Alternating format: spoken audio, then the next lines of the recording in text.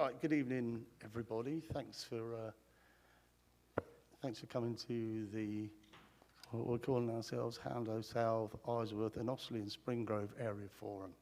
I think we might have to have a prize reserved for someone who can come up with a better name, or a shorter name, not a better name, because we are the three best wards in the London Borough of Hounslow. Sound like a Tory politician, don't I? Right, where are we? Yeah, you all right there, Councillor Siddiqui? Good.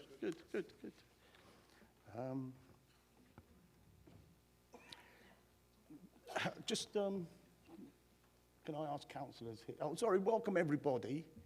Okay, good to see some people from Hounslow South here. I recognise a few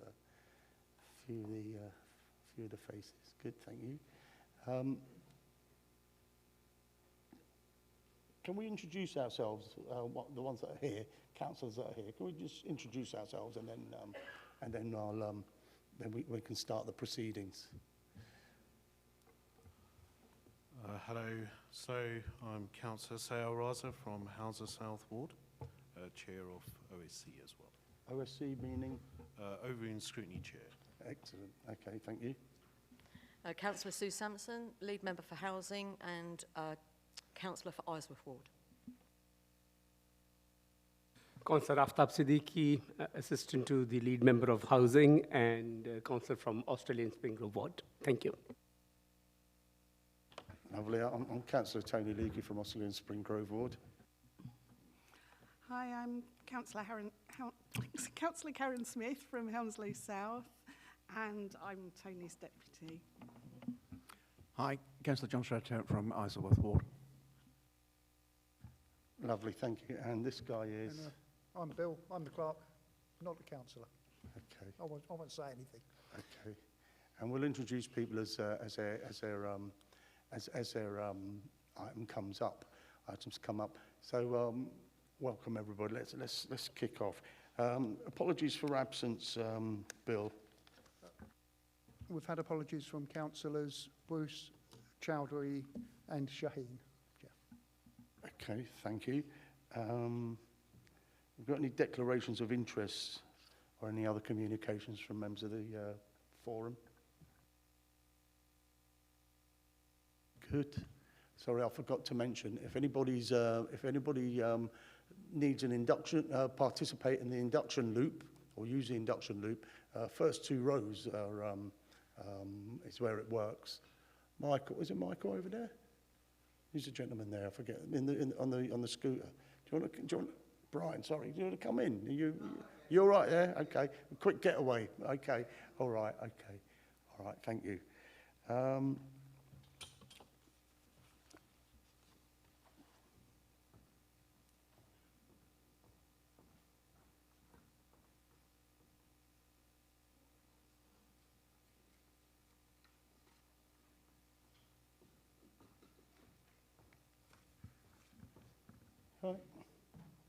Okay. Right. Those of you who are interested, minutes of the Isleworth and Brentford Area Forum meeting of the 27th of April. Anybody any comments to make on those if you're interested or got anything to respond, those of you who were here? All right. It's okay to approve those. Sorry?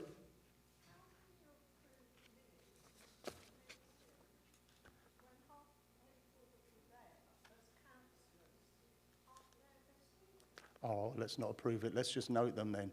Okay, I don't know how. Who's holding? Move to note them, Chair. Yeah, thank you, Councillor Stroutup. Who's carrying the mic today? Anybody about any community council officers doing that? Okay. Thank If I may, Chair, yeah. to at least partially. Response to the question about the minutes coming from IBAF. As Isleworth and Brentford has effectively been split into this one and Brentford and Sion, although this one does have the addition of Hounslow South, essentially the former IBAF is now this meeting and Brentford and Sion. So as they have nowhere else to go, the IBAF minutes are coming to this meeting and Brentford and Sion. So all but 3 of the councillors between those 2 meetings will have been at the IBAF meeting. Mike, sorry, Mike. Christine, Mike.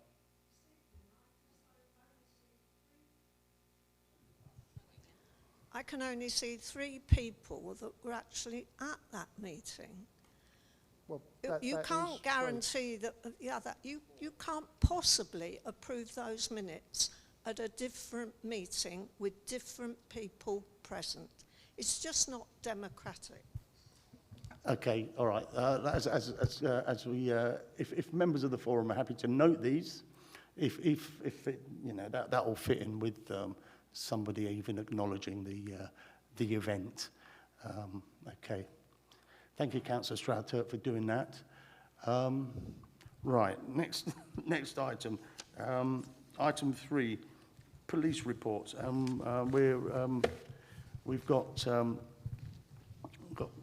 Imran Malik, Sergeant Imran Malik, who normally looks after, who is Sergeant for the Heston wards, the neighbouring Heston wards, but he's the only sergeant available tonight because our other sergeants have been called out. And we've got Jess, and I've forgotten her surname because she's always Jess, and we've got Ben Wheatcroft, police officers. If you want to,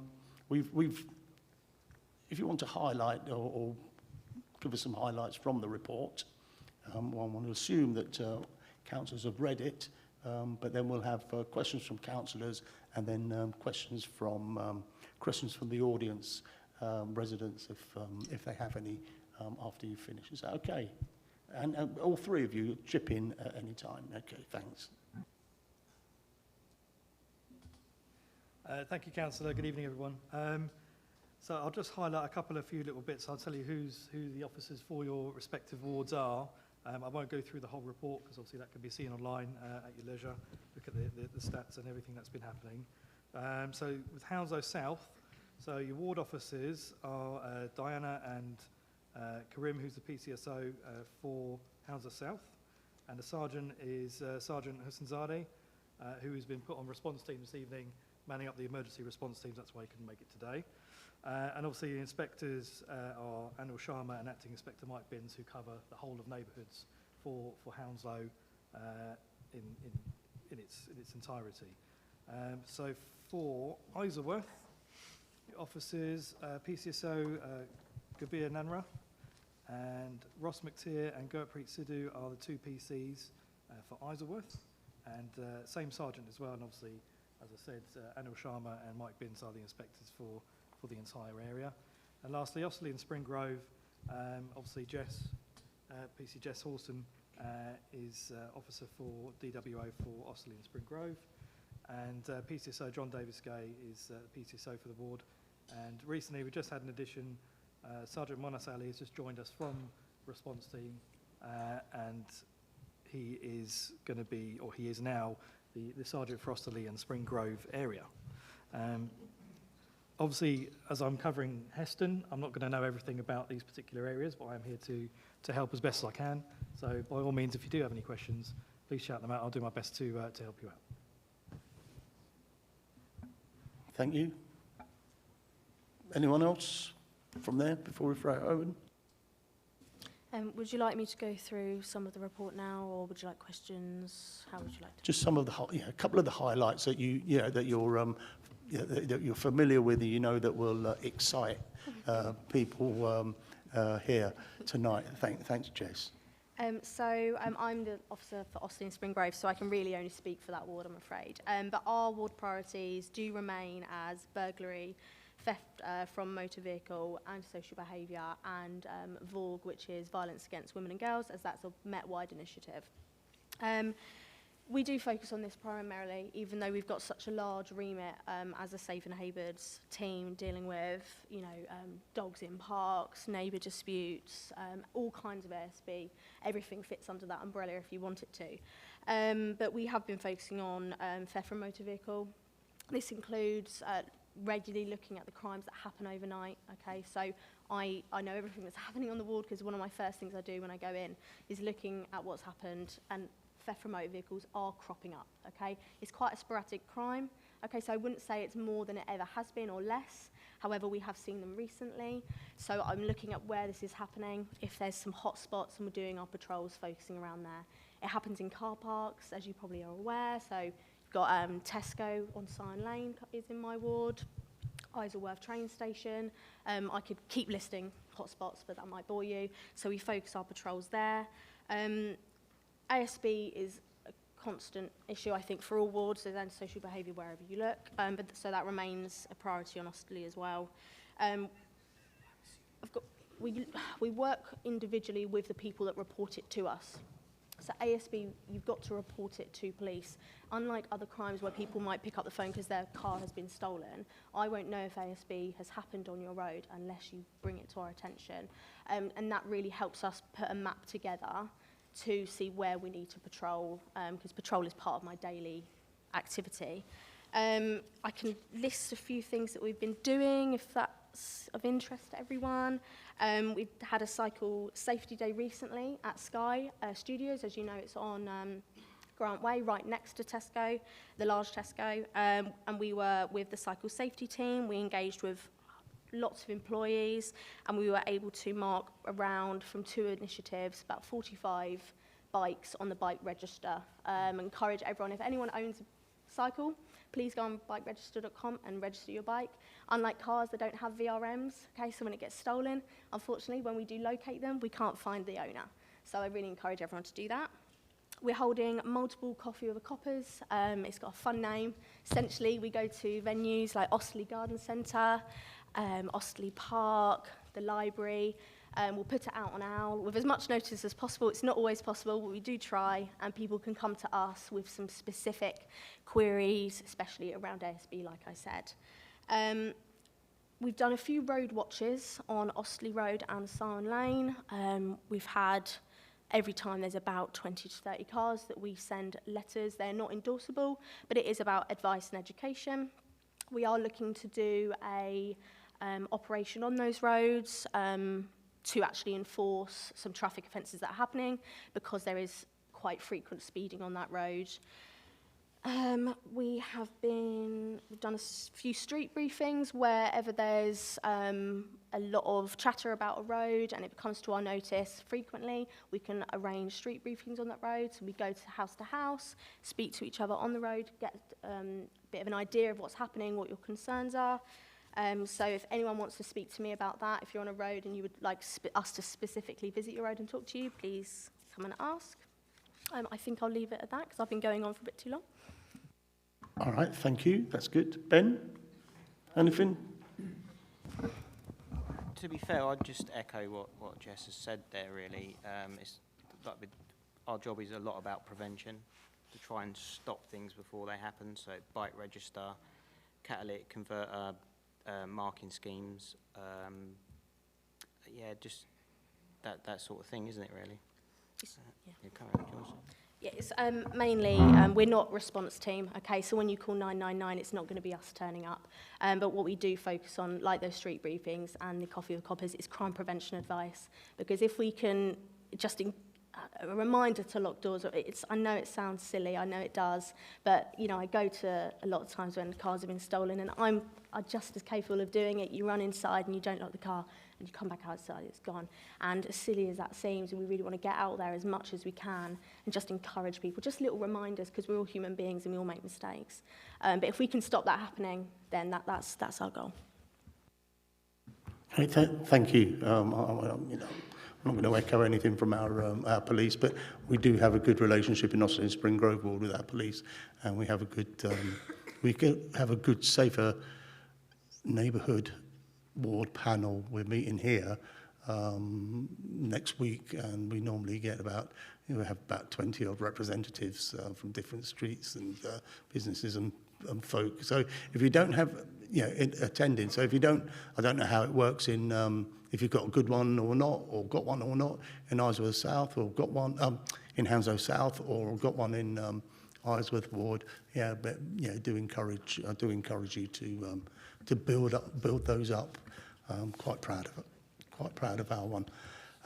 Any questions from councillors to the police? I know you see them often. Any?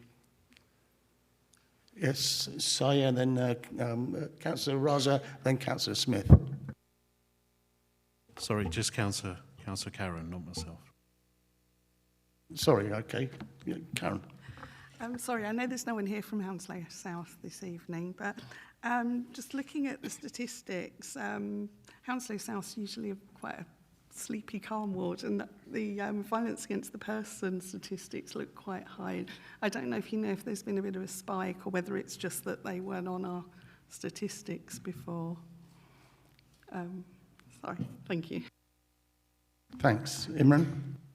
Yeah, apologies, I don't know the specifics, but violence against the person, that would include whether it's an assault on the street or whether it's like a domestic incident, for example.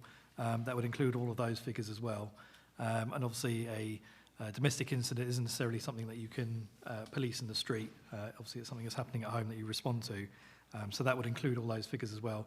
Generally you'll see across all wards that is always the highest out of all of the crimes, and that's kind of reflected across all wards, all across the Met. Councillor Stroud-Turp? Yeah, there's been several things in the media, and it's come up at various police panels about neighbourhood teams being diverted to other duties. And when the Commissioner talked about the review and the rebranding, if you wanted, the Met, that they were desperately going to try to stop that, so you guys would be permanently dedicated to the job you're supposed to be, and not taking to response teams or anything else. How's that playing out? Are you seeing results from that? Yes, I'll be honest and transparent. There are occasions where officers will be used for other things. For example, the Jubilee or the coronation. There'll see big events in London. Everybody gets drafted in for things like that. Response team, we haven't seen as many as abstractions as we used to. So neighbourhoods are getting protected more. It seems to be more the sergeants that are getting used for response teams, and that's purely down to numbers and getting the staff in. There's a big recruitment drive at the moment, so if there is anybody out there that knows somebody that is looking into a life of policing, do get in touch. They're doing a big recruitment drive. We are short on officers. I think Isleworth is the only ward that has its full capacity of 2 PCs and 1 PCSO. The others are 1 PC short, and that's kind of reflective across most of neighbours at the moment. I know part of the Commissioner's plan is to have the strongest ever neighbourhood policing, but I think the reality is it is going to take time. As, for example, a new police officer, by the time they go through the point of application to getting the job to doing your training, a couple of years have gone by. So it is a long-term plan rather than anything, unfortunately, it's going to get fixed overnight. What I do know is that where officers are transferring to the West Area BCU, which includes Hounslow, Ealing and Hillingdon, Hounslow neighbourhoods are getting the first choice for people to bolster numbers. So I know that much from the bosses that told me that the other day. So we are seeing some more numbers coming in. Thank you, gentlemen. Over to you. Any questions? Christine, and then John up there. Mike for Christine.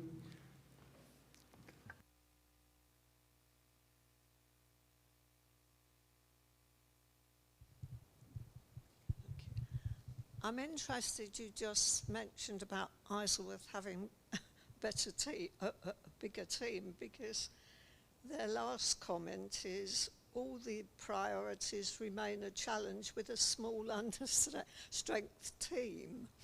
Can you explain to me, please, what VAWAG means? Yes, that's VAWG, so that stands for Violence Against Women and Girls. Okay, so that's a Met Police-wide priority, so that's on the priorities for pretty much every ward across London. Okay. I think my only other comment is that I've been instrumental in reinstating the Isleworth Safer Neighbourhood team, and it's been very well attended. We have got another meeting at the end of this month. I hope maybe it could be conveyed that I hope we'll get a bit wider report than is in here under "you said, we did." I've no idea what an op septa wheat is. I've no idea what an op cubo is.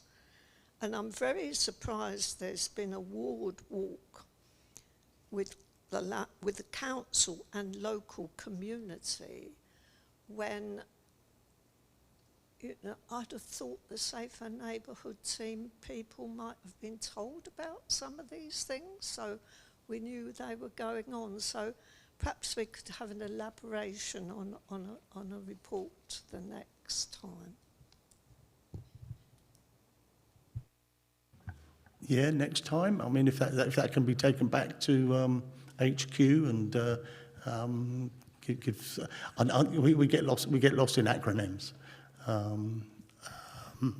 But you know, if we can put it in lay people's terms, that'll be good.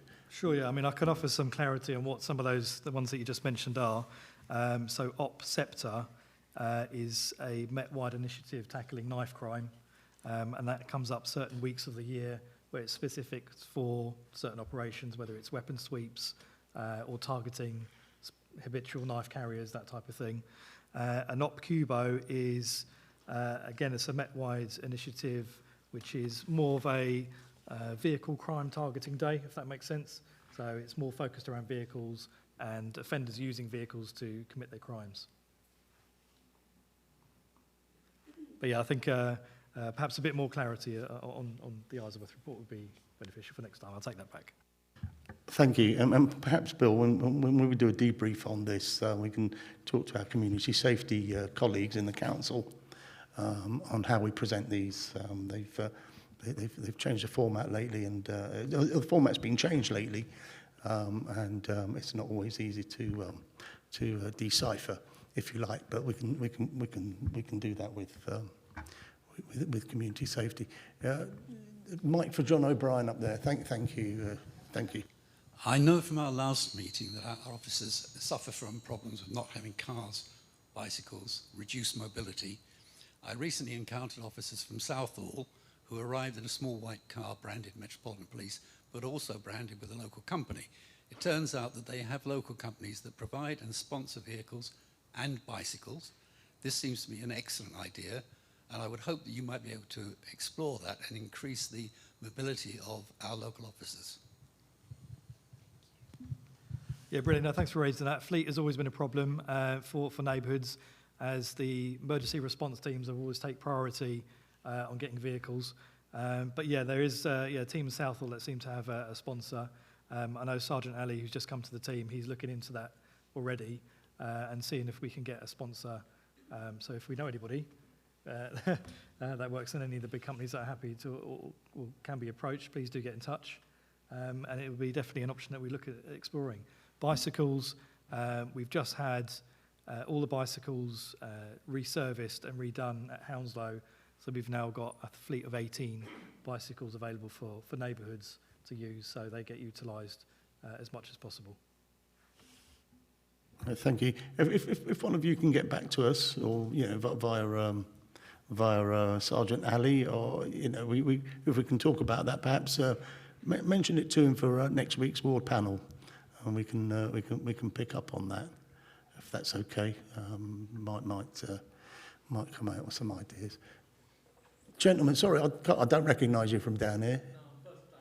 What's your name? Mr. Khan. Sajjad Khan. Sajjad Khan. I'd like to just bring to a problem that is in Hounslow South. One, fly tipping. Right? There's a regular occurrence, and as a resident, I'm fed up calling the council almost every week. Right? They clear up, and then somebody else dumps, and this is on Lee Road. The second issue I have is regularly I see people in white vans who drive very slowly by, looking into people's gardens. I've had a fish pond liner stolen, right? But what I'm saying is that people go scouting around to see opportunities to steal or break in, right? I don't know what can be done, but I'd like to bring this to attention. And third and final is you've put parking spaces for hire bicycles, hire electric bikes. They've been placed at junctions of Tudor Road, Atcham Road, and Norbury Road. It's so close to the junction that those small roads are too narrow. If you get a van coming out of that small road, and from the main road like Central Avenue or Heath Road, a car coming in, those parking spaces become safety hazard, especially for little children going to school. So somebody should review exactly why they have been placed that close to the junction. They should have been placed a lot further away, because they are an accident waiting to happen. Okay, no, thank you for that. We'll pick up on the fly tipping later. We'll pick up, although if police do see fly tips, I know officers from Osterley and Spring Grove will do often report stuff through Fixmite Street, but and also we've got the director of traffic here tonight in anticipation of matters traffic. So we'll pick up on that later on, if that's okay, sir. But maybe if Imran, Sergeant Malik could advise on slow-moving vans driven by thieves in the area. Something I've read about before on local social media. Imran? Yes, certainly. So when it comes to, if you see anything like a suspicious vehicle, something that you're not sure about, please call us up, 999 if it's an emergency, 101 if it's a non-emergency. If nobody calls us, we're not going to know it's happening. The Commissioner is very much focused on evidence-based policing and looking at the data and stats. So the areas that will get more resources are the ones that will have the more problems reported. And if nothing gets reported, then it's not going to have resources directed to it. So you must call us. If you see something, call us up, let us know. The call handlers will assess the call and dispatch appropriately and try and get somebody out to have a look, see what's going on. But yeah, we must give us a call. We can't be, as much as Jess could be 24 hours, but she's not. But you must give us a call and let us know so that we can react to that. Thank you. Thanks. And safely, if you can take car numbers or similar, any descriptions, but do it safely. Yeah, don't confront people, I would say. And Councillor Karen Smith will talk to you about the fly tipping. I think you know her, but we'll pick up on the bike stuff later on in the meeting. If that's okay, Mr. Khan. Okay, thank you. And any other questions? Hang on. Oh, Mike, thank you. Mr. Cooper. Will you be reinstating the neighbourhood watch on-site meetings as in place of the street briefings, or is that all we could expect into the future? Sorry, which ward are you on? Sorry, Hounslow South ward. Hounslow South. I could certainly pass it on to the local officers for that ward and get them to get in touch with you if you like, if you're happy to leave some details, and see what's happening with neighbourhood watch for there. Can someone take one of the officers take Mr. Cooper's details and then can pass them on to the police there? Sandy Rahman. I just can't miss the opportunity to go on about e-scooters. We keep on complaining about them. They're not just a danger to old people like me, but they're a danger to the kids who ride them. And I really do get worried. I think there's going to be a fatality near us, this is in Hounslow South. And I keep banging on about it, and I've been told, that it's dangerous for the police to try and intercept them. But somebody ought to be doing something. They are illegal. And it's also a point that if people can blatantly break the law, then everybody thinks, we can get away with this, we can get away with that. So I wonder if there's any suggestion of things that you can do about it, or whether it's being discussed. Yeah, thank you. So I know with e-scooters, as you say, yeah, they are illegal. There are certain boroughs that have schemes where they are trialling, where you can actually hire them and do it properly. But yeah, any ones that you get on the street, the electric e-scooters, they're not road legal. I think it might be something that government is looking at and how they're going to legislate them and make them legal. But that hasn't come about yet. And how they're going to do that will be down to government. In terms of what we do as policing with e-scooters, they get seized. Basically, if we stop somebody on an e-scooter, we have powers to seize it, and I think it's a fine. I think it's about £300. No insurance. There's various different traffic offences that you commit by riding one of those. So, yes, they do get stopped. Yes, they do get seized. For example, Operation Cubo, which I mentioned earlier, let's focus around vehicles. That will be one of those operations where e-scooters will be targeted specifically.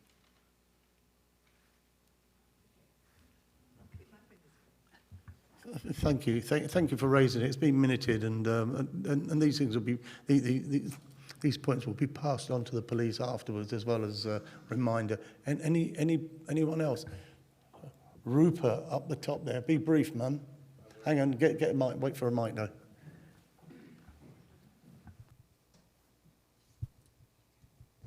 I will be brief simply because it's really a comment. On the adjacent to fly tipping, I, for the first time in about 4 years, used Spaceway the other day, and it was, first of all, I wouldn't have known that there was a booking system. I realised it was brought in for COVID. I assume it was brought in for COVID, but for some reason hasn't been relinquished.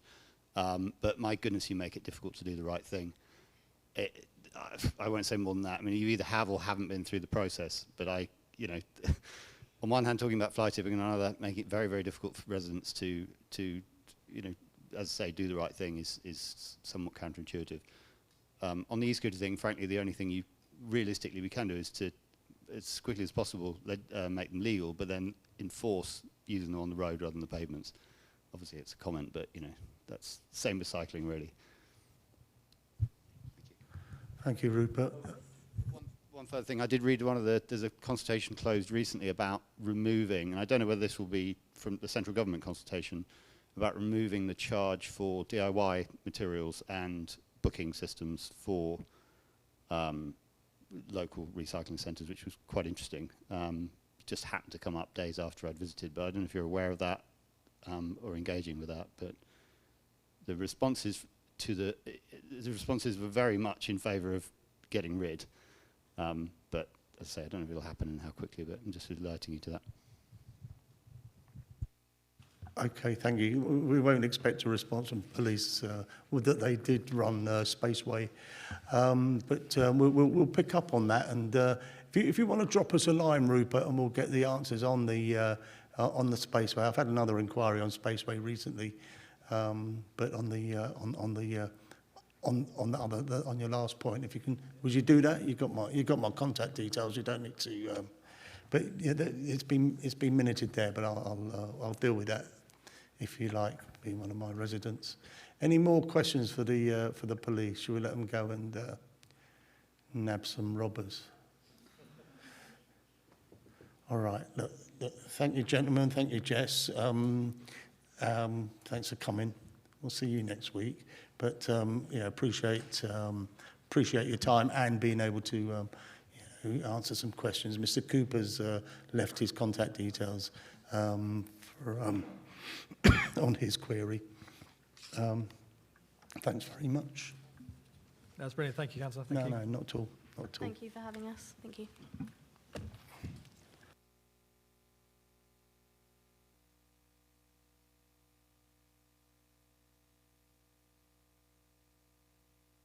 Thank your community safety team as well for standing guard. Next item on the agenda is Thriving Communities Fund presentation. We've got Michelle Hutchinson. She's there already. Okay. Going to tell us about applying for money. Don't take all night. Thanks. Hello, oh, there we go, lovely. Hi there, everyone. I'm Michelle Hutchinson. I'm one of the Thriving Communities grant managers. I'm here to talk to you about our Thriving Communities Fund that is open to residents, to community groups, and also to our local councillors. We have 4 pots of funding available. So the Your Neighbourhood grant, which is up to £3,000 per ward, or £1,000 per councillor. So that is for your local councillors to get involved with for projects with a lasting legacy for the community. Our small grants is up to £1,000, and that is open to groups of residents or community groups, and it could be for small activities such as a fun day or yoga sessions, anything like that. Our revenue grant is up to £30,000, and that's opened for our formal community groups and voluntary organisations that will match our priorities, and they tend to be longer projects. And our 4th round of funding is our capital grants for local improvements to our local buildings, community spaces, green spaces, and we take ideas from residents and also from community groups as well. So, the Your Neighbourhood grant. So we're looking for projects to improve physical improvements to the area. So it might be for a war memorial, historical sites, improvements to community infrastructure, such as community resources, community centres, such as a community centre might need new tables and new chairs. Activities which involve people in improving their environment, so it might be a community litter pick or a community planting event. And our 4th one is community art installations or exhibitions. So this could be a community art project which involves the local community to come together, produce work for the area. So the Your Neighbourhood grant is for our local councillors. So it's open up until Friday the 12th of January 2024. You might think that's ages away, but it will come around really, really quickly. So this is where all the ward councillors can come together, either have an idea that will support the community as well. And we've got some pictures of what we funded last year there. Our small grant is up to £1,000, and it's for voluntary groups and groups of residents. We're looking to support projects, for green and environmental, health and well-being, community engagement, and projects on our Hounslow housing estates. It's a really simple application, normally takes around 4 weeks to assess. We're taking applications on a rolling basis, and it doesn't, it can be just a small group of residents or a formal group. And then there's a lovely community event. I think that was taken in Bedfont, if I remember. And our bigger pot of funding is our revenue. So this is for up to £30,000. We tend to have 2 rounds of funding per year. We've recently just closed one. We're going through the process of assessing and making decisions now.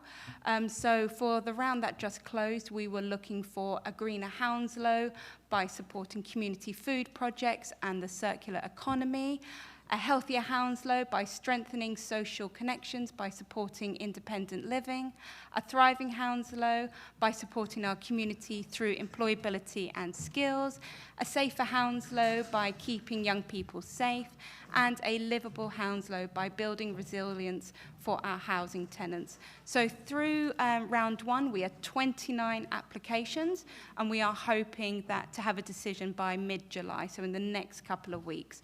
Round 2 should open beginning of September, and we'll have different priorities, but we will be keeping you all up to date. And our capital fund, now this is slightly different. So, it varies between 10 to 300,000. It's a 2-stage process. So the first stage is an expression of interest. So a resident, a group of residents, a community group can just put in their idea. And then we assess that, we look about the feasibility, we talk to other teams, so we make sure there's due diligence. And then if we think, actually, this is a really good project, it can go forward, we take it to the full application, and then that's where the work starts. And that's a rolling process as well. So we're taking applications and ideas as we go through the year. Examples of what's happened in your wards.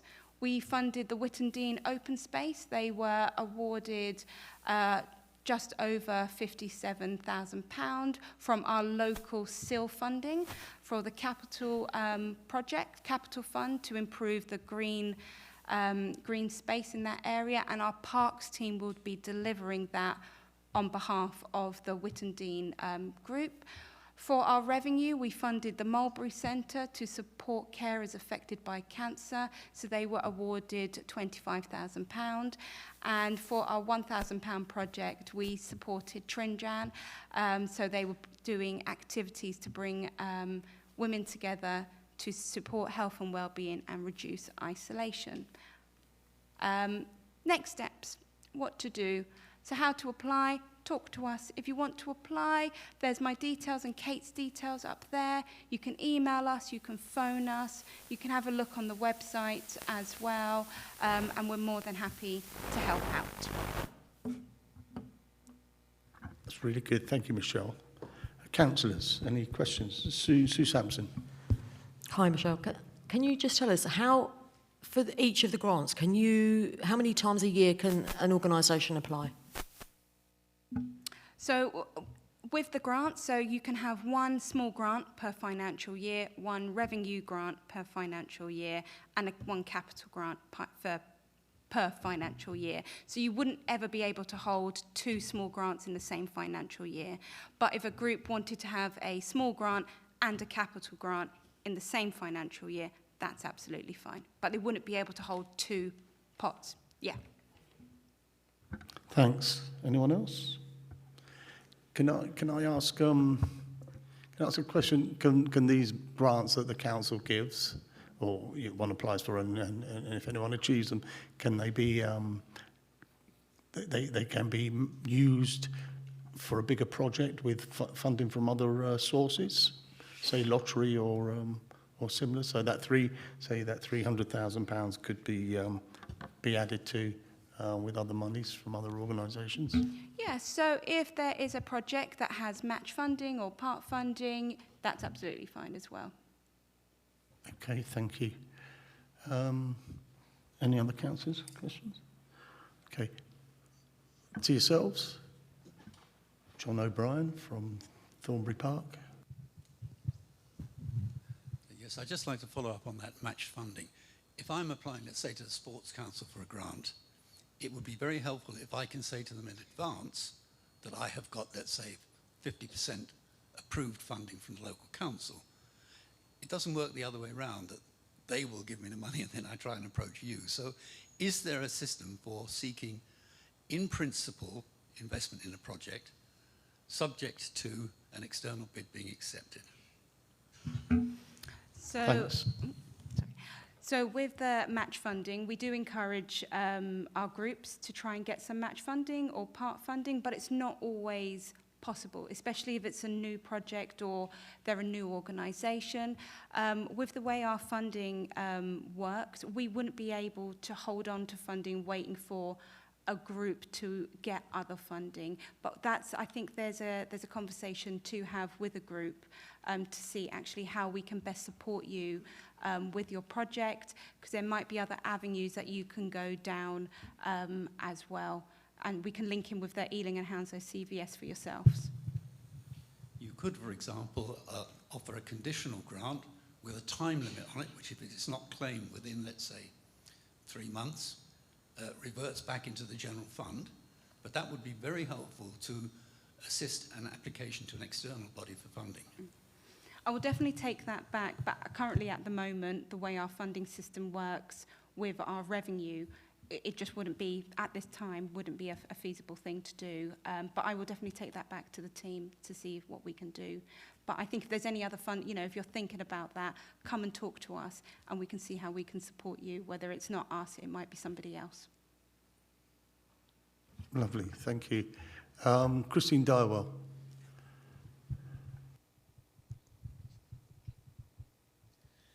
My concern is over sort of applying for grants.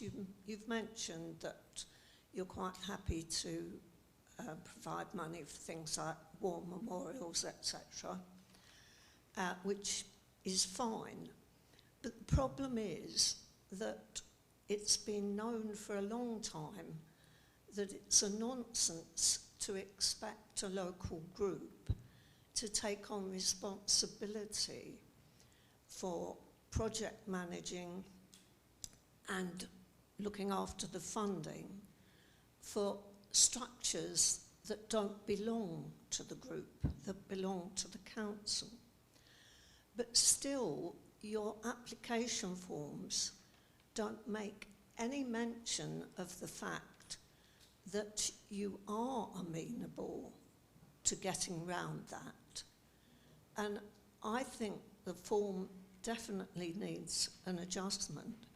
But even more than that, when you've had a successful grant like I got, and you're sent the agreement is nonsense because it's telling you, we'll give you the money in 2 tranches and you've got to do this and you've got to do that. And no, you haven't. And no, you're not going to give us the money because you're retaining it. When I queried that, it was tweaked to a small degree, but it wasn't a legal agreement that would stand up in any court. And I really do think that because these thriving community grants have been in place for several years now, that it is about time you had 2 sets of documents so that you had the appropriate one for the appropriate cases. Okay, thanks. Have you got a quick reply to that, or is that something that you're going to get back? No, you can get back to Christine about. Okay, Yeah. Michelle, So, briefly, thanks. So we are actually looking into that because we know that with some of the projects that the idea has come from a resident or a group, but it's not managed by them, and we are tweaking all of our paperwork to actually reflect that, and we will be having a new system, so it is on our radar, and we will be sorting that out so that it does make it easier for groups, and also it doesn't become a barrier as well. So yeah, we definitely do know that. So thank you, Christine. Thanks. Well, I think that's it. Thank you very much. Thanks for coming. And we're always willing to talk to people who are giving money away with conditions. Thank you, Michelle. So today's meeting, we looked for a riparian theme, anything to do with water, rivers, particularly, seeing as we are by a big river and got various tributaries, even an invented river like the Duke of Northumberland. Happy to introduce now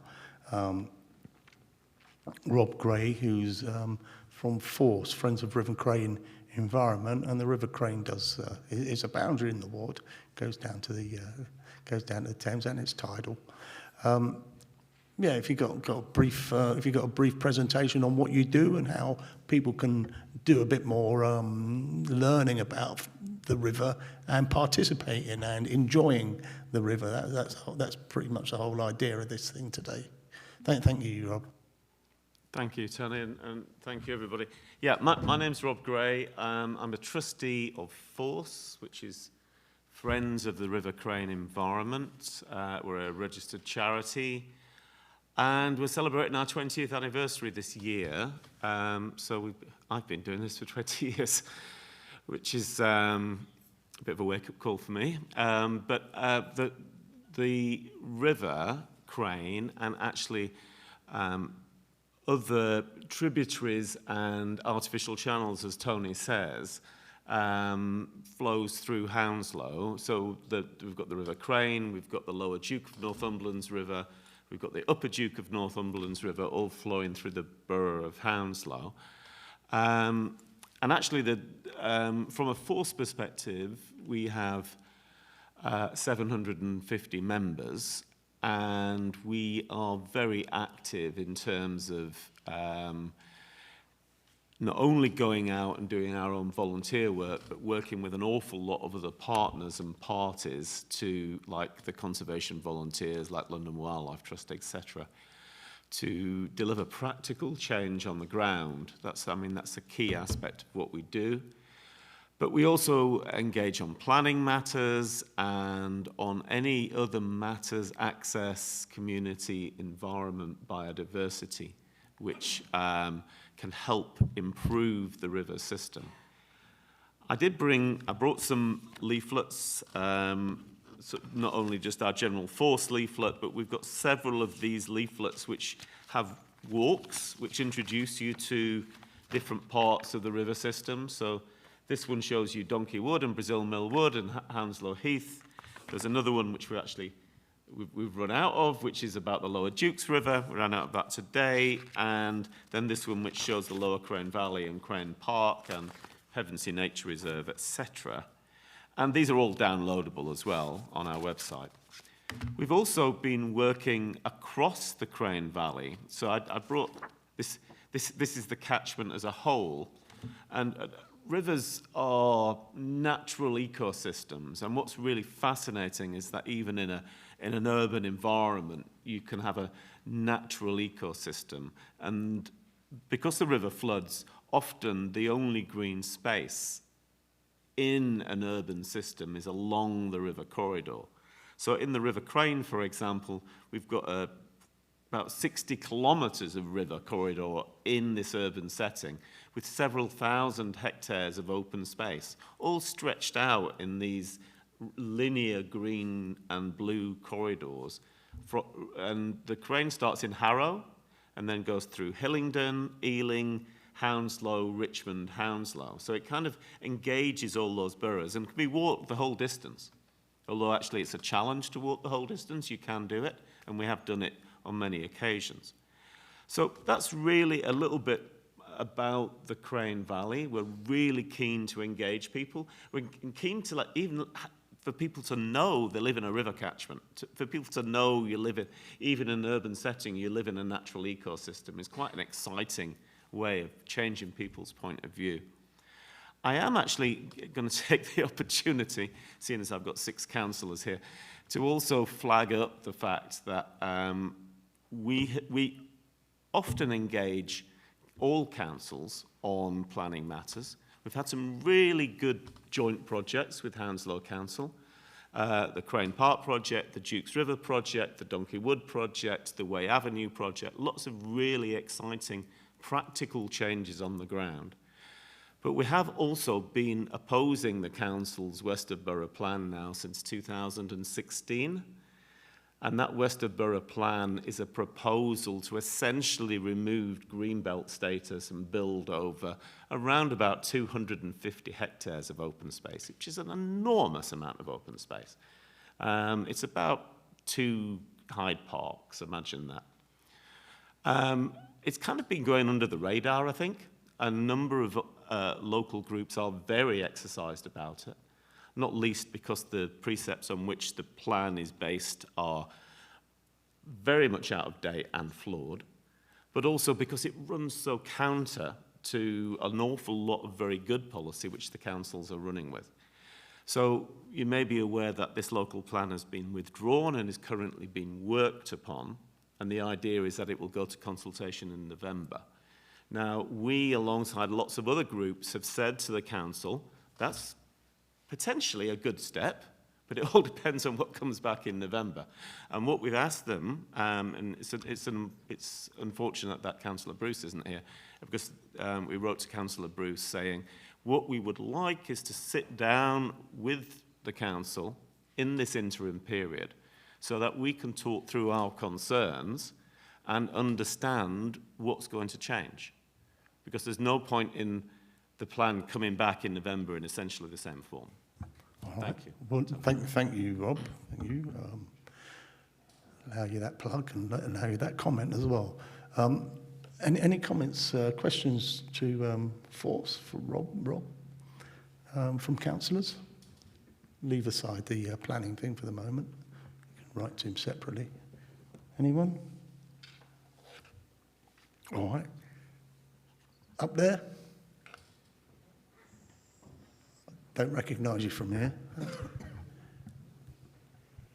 Hi, I live on the Ivy Bridge, and I've got a lovely allotment. There's a nice big lot of allotments. There's kingfishers 200 yards from the Ivy Bridge, you'll be pleased to know. 8 types of fish-eating bird, but I never, ever see a fish. So are they going to restock the river crane? We've got a lot of kingfishers, as you say. We've got herons, we've got little egrets. And what that means is we've got fish. Exactly. They're seeing them and you're not, I'm afraid. But I mean, there are a lot of fish in the River Crane. And I mean, they're not always easy to see, but they are there. And if they weren't there, the kingfishers wouldn't be there. Well, exactly, yeah. It's just it's a bit of a pity that I never see one. I sit by the river all the time and never see a fish. Well, it's interesting. If you're looking on the Dukes River, there are places along the Dukes River where you will see them. Right. So, yeah, I mean, there are other places. Just keep looking. That's all I can say. And the kingfishers have got really good eyes. 30 years, but the yellow brimstone butterfly, which is peculiar, yes. only to South West England, only nests on one obscure tree. Finally, it's taken 30 years, but we've actually got the yellow brimstone down our... No, we've also seen that, and we put it on our social media. Somebody sent us a photo of the yellow brimstone just a week or two ago, and we put it on our social media. So it's very exciting news, yeah. Yeah, it's exciting, just as well that people know what that specific tree that they nest on is, which is the alder buckthorn, which is a fairly obscure tree. That's why the butterfly hasn't been so common, because the tree one of our regular volunteers, Ian McKinnon, some people might know him, he's been volunteering along the Crane Valley for about 30 years, is obsessed with the alder buckthorn, so don't worry, it's in good hands. Thank you. Maybe, is that on your website as well? Are there details of that on your website, or any features of the butterfly? If not, put it on there. Yeah, maybe, we've got links to these things. I mean, our Facebook account, we post every day. Anybody who wants to say anything about the Crane Valley, just let us know, and we will put it up on our social media. It's very active. Excellent. We've got about 3,500 followers on Facebook. Thank you. Any more? Look, thanks very much for coming. Good to stick around. I really hope you can take this request for a meeting back to other councils. Rob, Bill's minuted that, and we'll pick up on that on the review of our meeting when we have a review the next week or so. The chair and vice chair and officers. Yeah, thanks, and here's the next 20 years, Mum. If you're still around, you probably will. Looking at you, all that healthy stuff by the river. All right, thank you very much. Stick around if you like, yeah? Right. We're going to, if that's okay with, here we go. That's okay, Environment Agency. You, Hannah, good to meet you. Thank you for coming. If you can just appraise us of the Environment Agency, what it does around here, what its relationship is with the rivers. I think most people will know, but if you can just for the record and talk to us about the flood warden volunteers. Thank you. So I'm Hannah. I'm a flood resilience officer at the Environment Agency, and we're working with Hounslow to raise awareness of the flood risk in the borough, and increase the resilience across Hounslow. So when we talk about flood resilience, we're talking about improving how we prepare for, respond to, and recover from flooding. So these are some of the ways that you can improve your own resilience to flooding. So knowing your own flood risk, where you live, and the type of flooding that you might be at risk from, so whether it's surface water, groundwater, or fluvial flooding. And you can sign up to our flood warning service and also the Met Office weather alerts, particularly if you're at risk from surface water flooding.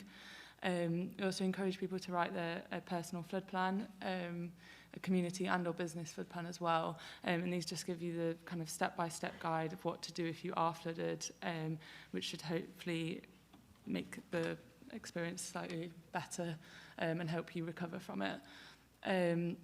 We also encourage you to investigate ways to make your house more resilient. So there's property flood resilience measures, which is sometimes referred to as PFR, which aims to reduce the scale of damage with things like air bricks covers and non-return valves.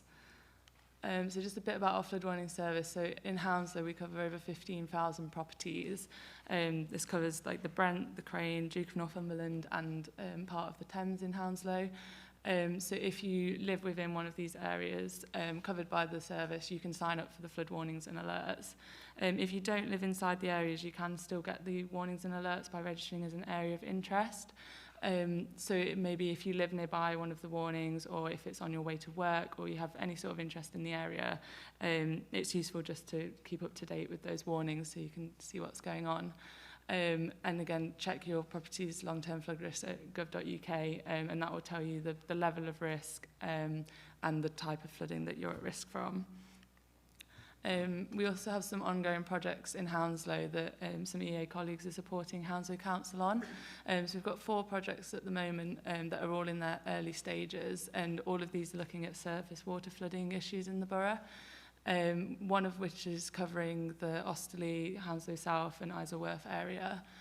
If you want any more information on those, you should contact the flooding team at Hounslow Council. So moving on to the flood wardens. So flood wardens are volunteers that we work with to try and build resilience across the community. With climate change, it's changing sort of the nature of flooding across the borough, and having a local perspective really helps us to understand how flood events are changing and how we can best respond to them. So it's open to anyone that's over 18, and we provide all the training and support that you need to be a flood warden, and it's a great way to develop key employability skills like communication, planning and organisation. So what would you do? So they're a vital link between the Environment Agency and the community, and it's a great way for us to get the local knowledge on flood events. So for example, if there is a flood event near you, we'd want to know the extent, how the event developed. Obviously we'd have people on the ground as well, but you, as a local to the area, you can really tell us exactly how that event happened and help us improve our flood warning system and also how we respond to incidents in the future. We'd also want to help identify vulnerable people in your community so we can see how services can best support them, and also raise awareness and pass on knowledge within the community about the flood risk, and encourage people to check their own flood risk and sign up to flood warnings as well. We'd also encourage you to write a community flood plan so that the whole community can be prepared for and respond and recover quickly from flooding. So we can support you by providing all the training you need to be a flood warden. We use the Communities Prepared platform. There's a couple of short online modules and a little workshop.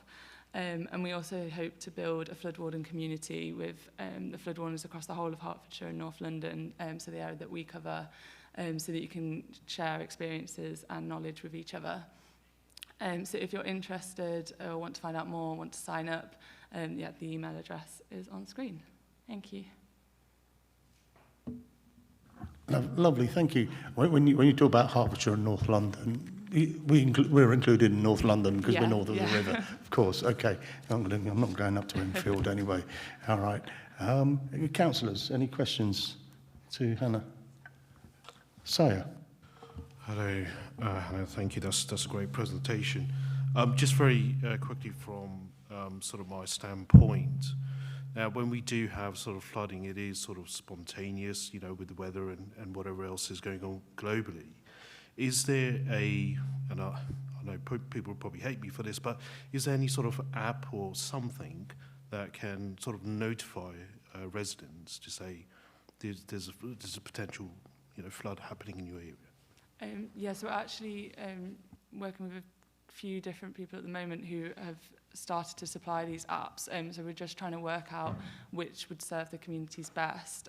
So there's a few different options at the moment which we're looking into, some of which are free, some of which have some sort of costs attached to them.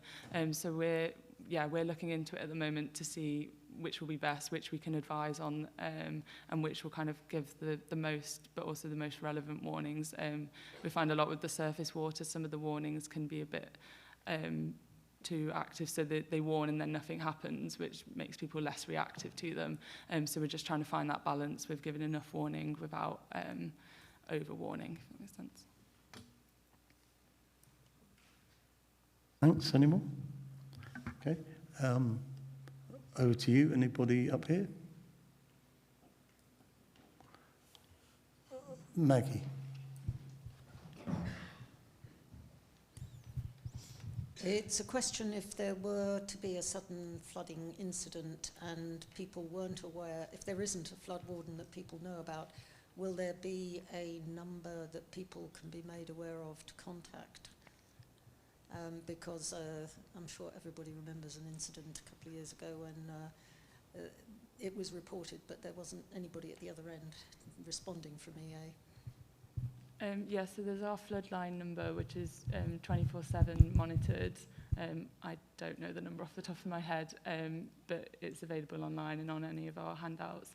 So that's available 24/7, so if you have any sort of fluvial flooding, you can ring that to report it.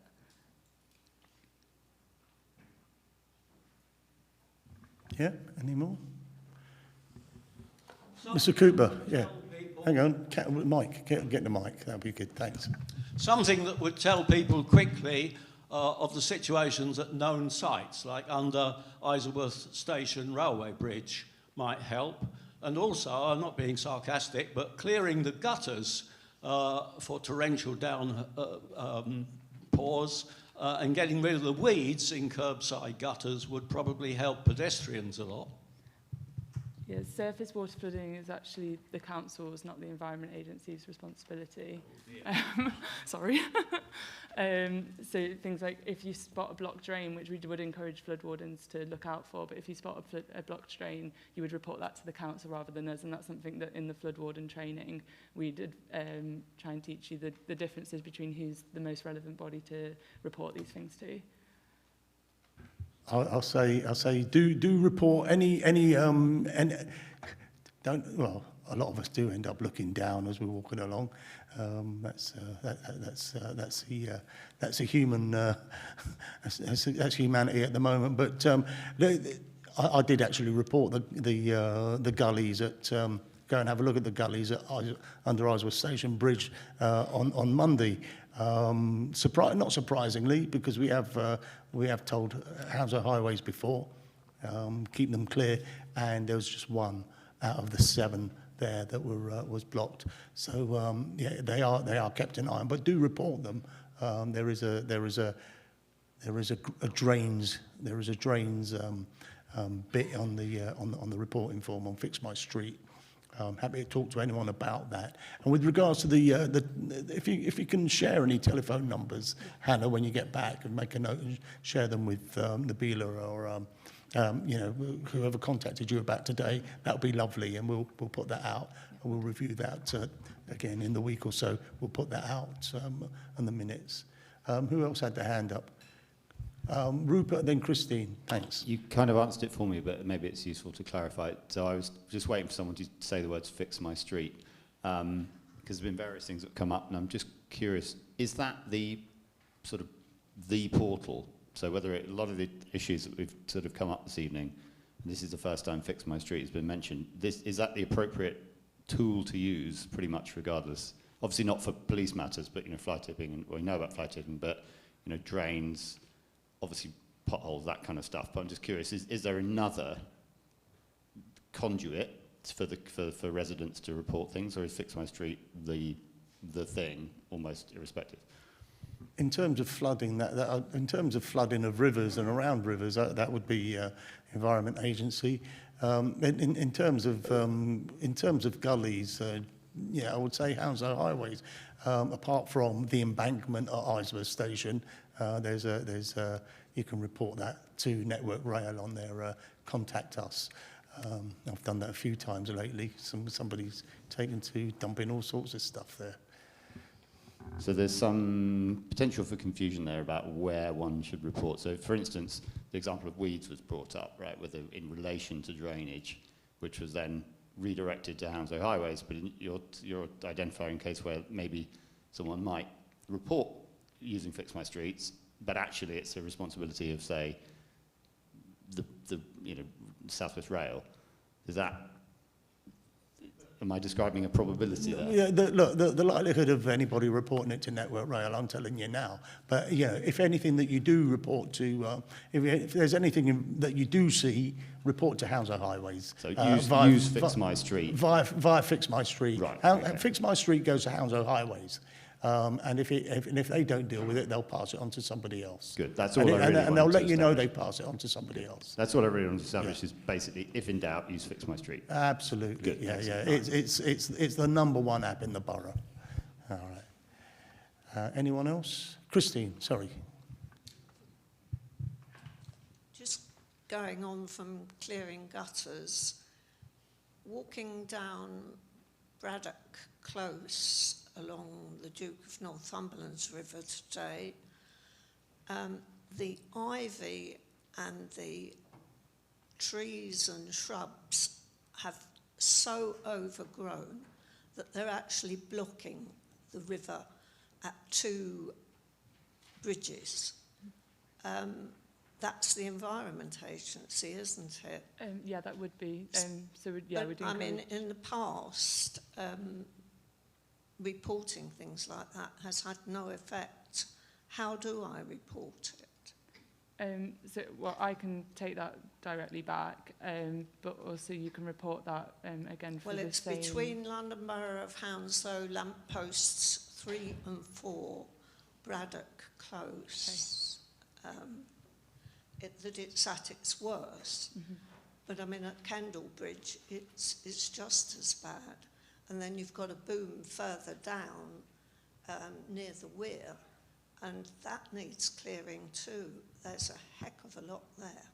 Can you, again, if there's a contact number for the Environment Agency, for residents, that we can put out, we'll put out on, we'll minute it, but we'll also find a way to get our LBH Council Communications to put something out as well, both positive and including all this kind of, the volunteers. I think it's very useful. I'd never heard of volunteers before, and that will be good. And ways that we can report stuff near rivers that are causing problems. And I know we've got friends of River Crane Environment here and other friends of the Dukes River as well that will, if we can put that out to that membership too, that will be useful because theres a lot of people that go down that way. All right, thank you. Right, well, thank you very much for coming, Hannah. Oh, sorry, who? Sorry, Rob.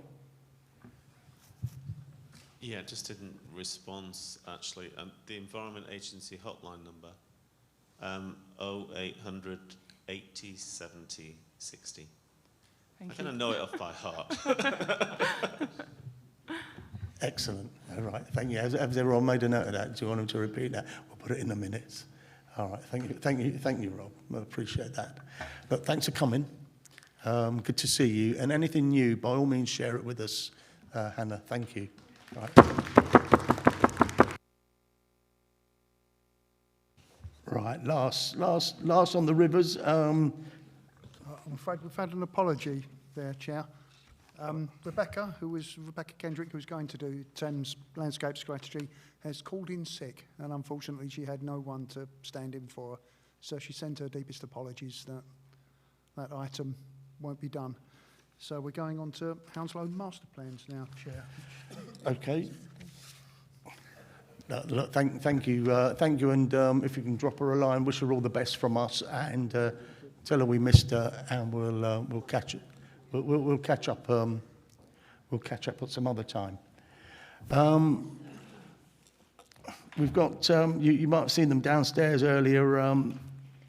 Louisa Ficino Stack and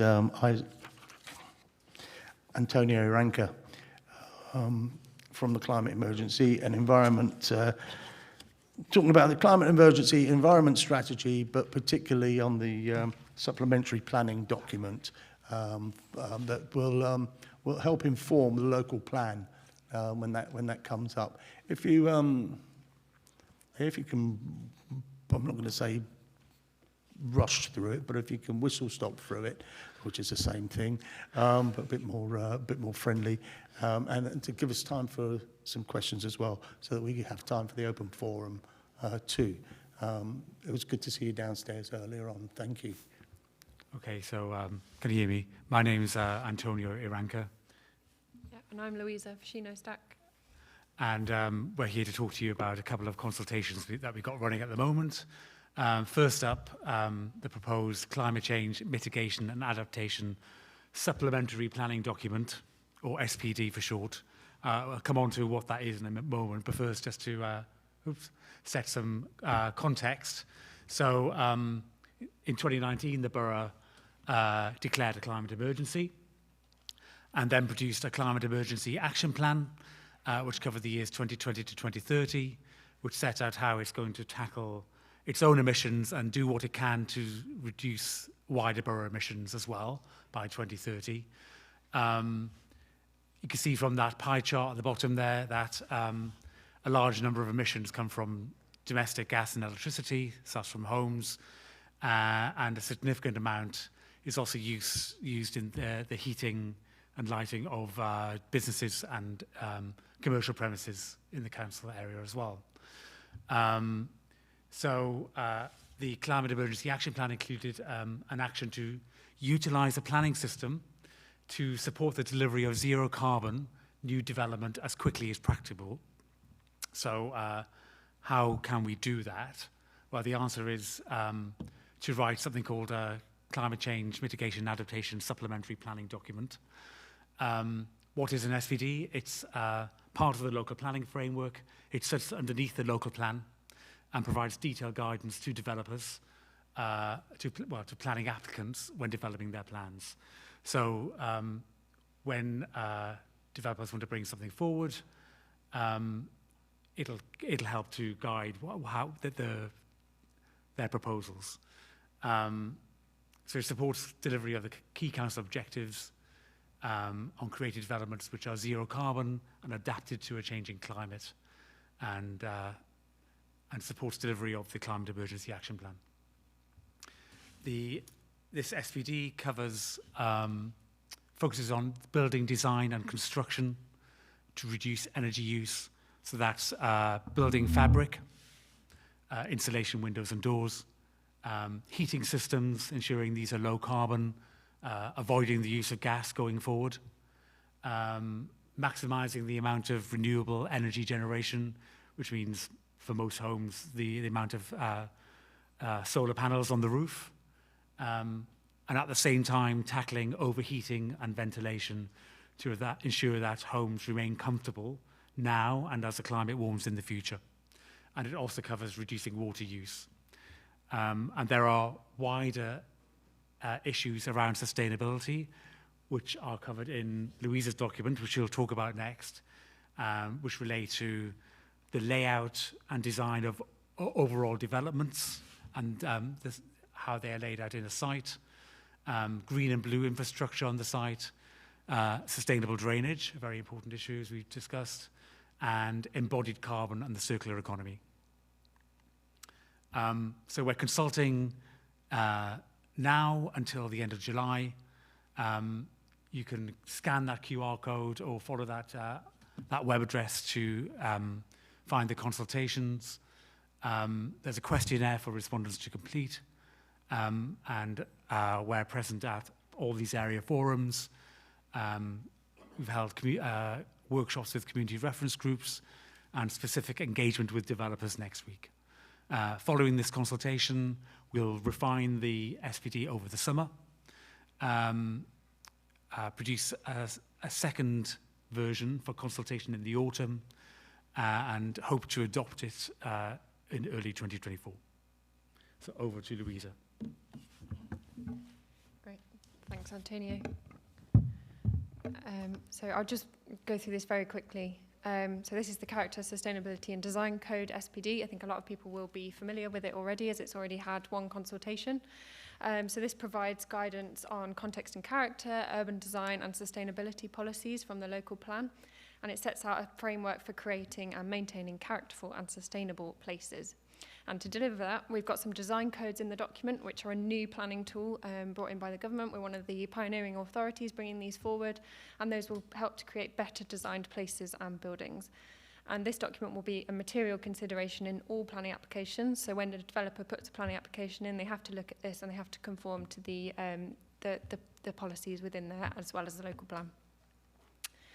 So this is the structure of the document. We've got it in two parts. So part A is everything for every development. So stuff about that Antonio spoke about, so layout, so stuff for tall buildings as well, and also for our residential extension guidelines. This document will replace that. And then in part B, we've broken it down into places. So you've got a vision and design codes for each place within the borough. And this is a modular structure to try and make the document a bit more accessible, because we know it's quite a large one. So it'll allow you to dip in and out of the topics that you're interested in. So I'll just run through this very quickly. We started in January 2021 with a lot of engagement, asking people about their neighbourhood boundaries and names.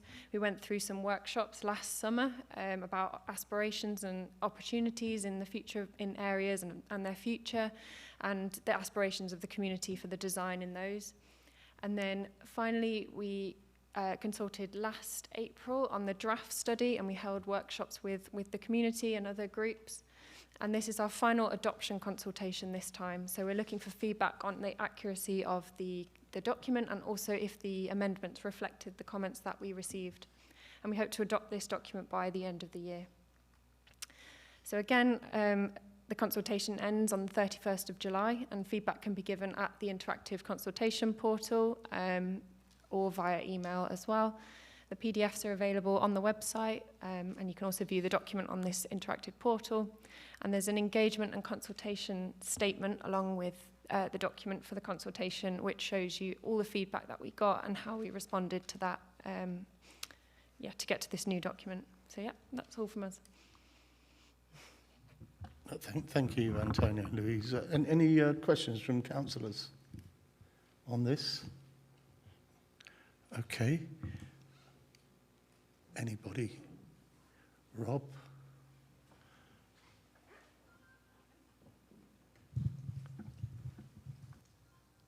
Thank you. It's interesting, you know, the SPDs seem to be focusing on new build and, you know, how to reduce carbon in new build.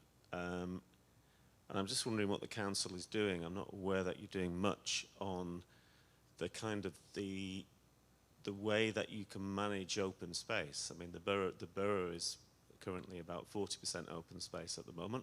Hopefully it will remain that way.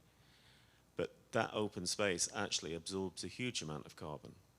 And that carbon absorption could be a lot more effective than it probably is at the moment. So I'm not aware that the council, through the Parks Department and through Lambton 360, are looking at that aspect of carbon management. Anyone? Either of you? It's not my area, but I am aware that we are preparing a green and blue infrastructure strategy, and we also have a policy on biodiversity net gain, which obviously, because that'll become a requirement later this year, which I hope will help achieve some of that.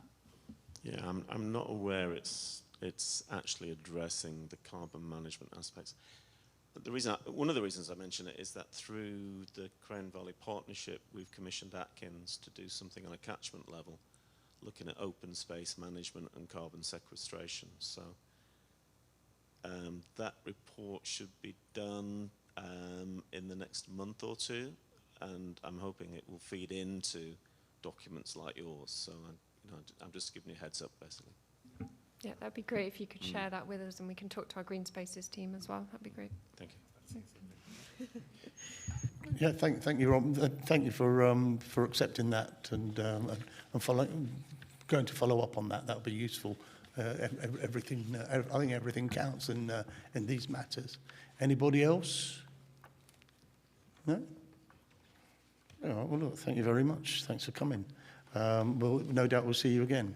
Okay, thank you.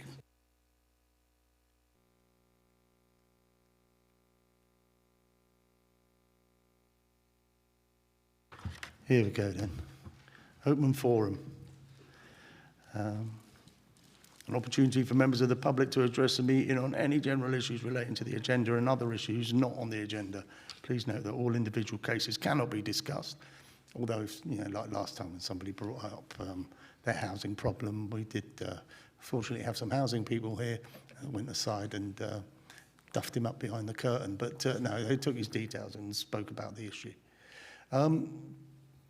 Right, have we had any, what questions have we had submitted so far today? I have some written questions, Chair. I know Mr. O'Brien has sent some in. You asked one about Fix My Street. I don't know if you want to say it yourself. I've chased officers. I haven't had a response to that one yet, I'm afraid. I'm still after it. Hopefully we'll get one for the minutes. Can you... so apologies for that. Hang on a sec. Do you want to read your question out, John, or do you want... Will yeah. Bill read it out and then, yeah, just for the record. Mr. O'Brien's question was, if you don't mind me reading it out, sir. The mobile phone app, Fix My Street, is excellent, and when used to report problems which are the responsibility of Hounslow Highways, it works very well. However, for problems that are not their responsibility, the system falls apart. For example, problems with parks are diverted to Hounslow Customer Services. They reply to say that the reporter has to fill in another form, something they could do with the information already provided in the original report, but they don't. The parks form has been dysfunctional for several years and now has been blocked, so it cannot be used, and all that is offered is a phone number to ring.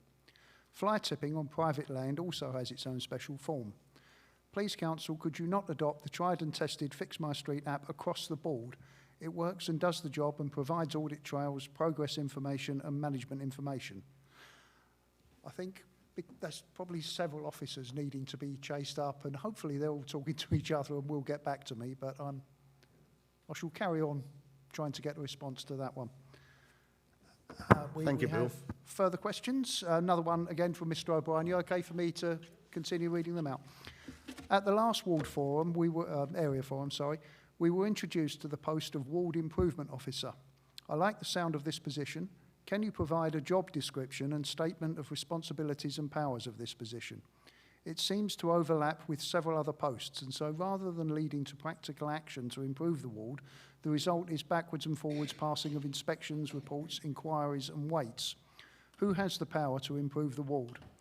I've had two responses to that one. One from Sabil Khan, who's head of Highways PFI, who says the ward improvement officers' roles are council officers who monitor, check and assess the work for our providers carrying out services in the public realm, namely Hounslow Highways and Recycle 360.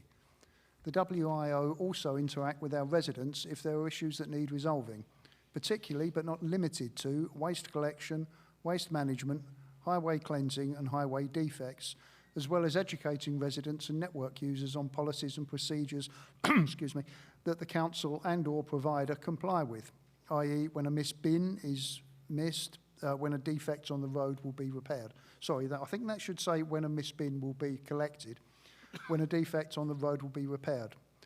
The WIO can also initiate improvements in some services to ensure issues do not arise again and again.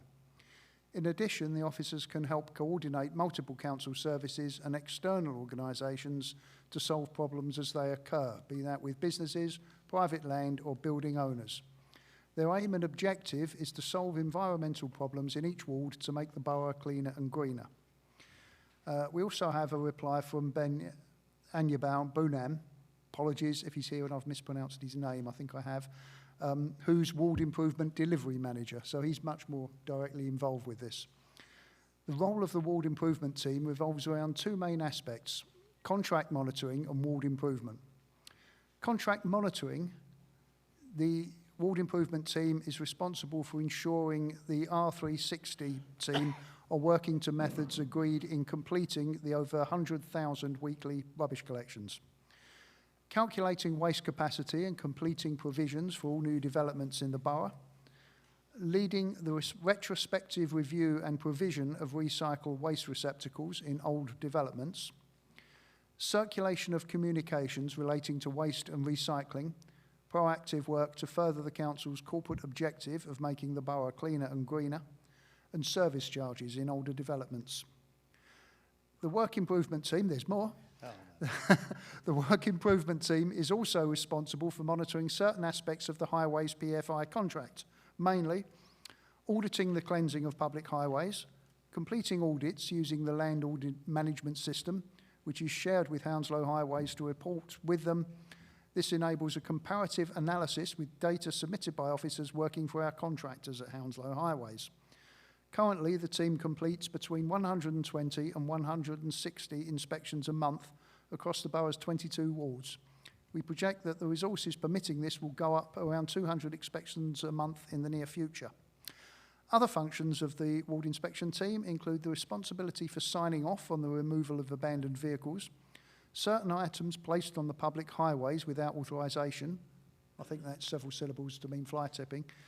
This would usually be investigated and confirmed fit for removal by Hounslow Highways officers. Regarding our ward improvement role, which I think was the main thrust of your question, Mr. O'Brien, our efforts are dedicated towards identifying and supporting the refreshing and introduction of BRING sites, working with residents to identify neglected areas, support local residents in improving the general amenity of these areas, working with local interests, communities, payback scheme, neighbourhood safety teams, and the council's pollution team. Identifying locations for additional tree planting as part of the council's plan for lifting the number of trees in the borough. Intensifying our campaign to improve the borough's recycling rates. Engagement with schools, extending audits into parks and open spaces, and doing road shows. They work collaboratively with the council's pollution team on matters of accumulation on private land, formal notices under the Environmental Protection Act 1990, the police, Hounslow Highways on service areas impacting on their contracts, the council and private sector housing. We are working to extend our collaborative efforts to include the cumulative payback scheme. The team currently consists of 7 officers. Each officer covers at least 3 wards of the 22 in the borough. There'll be names and email contacts. All this will be published with the minutes, and that will include the Isleworth thing. So that's the end of that one. Okay. Good. That all right, John? Everybody, we'll publish that. I think it's quite a... There is another couple of questions which will all be published in the minutes where we've got answers. Bajar. Is this one on the same thing? We've got Mr. Khan, who's over there. I think you had one on cycle bay placements. I've had a response from Alexandra Crush, who's the Programme and Strategy Manager in Traffic, Transport and Parking. Shorter than the last one, you'll be glad to hear. What's his question? Sorry, I've skipped a question, Mr. Khan says, I have a huge concern about cycle bay placements on Norbury Avenue and Atcham Road. Even for a trial, they are proving dangerous with the bollards now fitted. With the cost of putting these in on a trial basis, how can communities be certain these are not being forced on us? And Alexandra Crush has said, the e-bike parking bays are being trialled as part of an experimental traffic management order for a minimum of 6 months.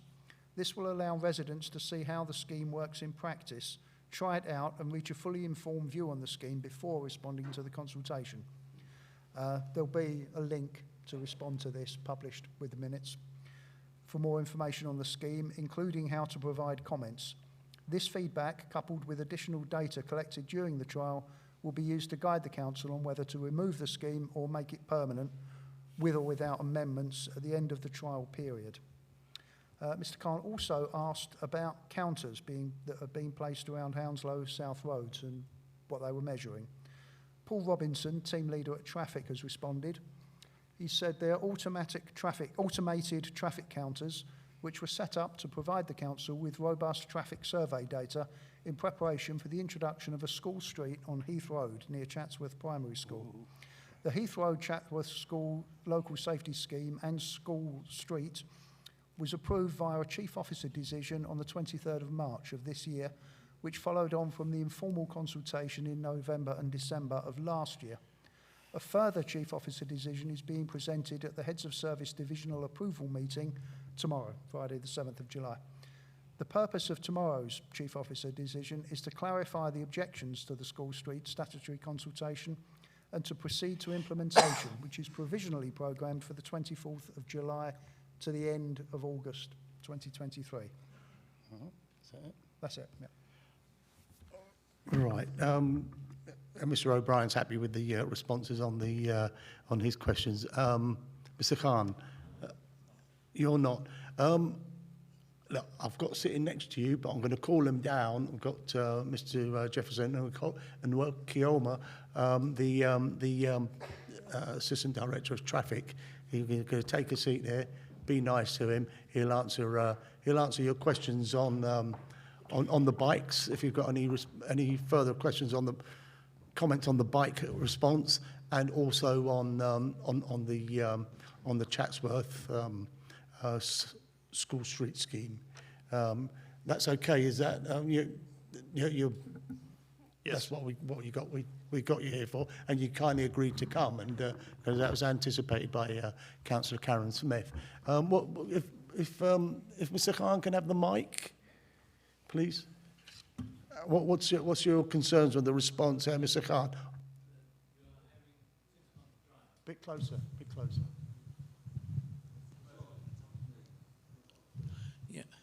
You're having 6 months trial, okay? What happens if there is a child killed because of where you placed those parking bays on Tudor Road, Atcham Road, and Norbury Avenue, where I have 3 times I have noticed or have been involved. Van goes out from Tudor Road towards Heath Road, okay? A car comes around the corner. They can't actually see the bollards that you have put in, right?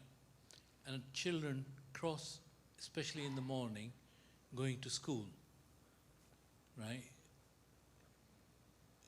Number of times, 3 times, I have actually stopped a child from crossing the road, and it was lucky that I was there, right?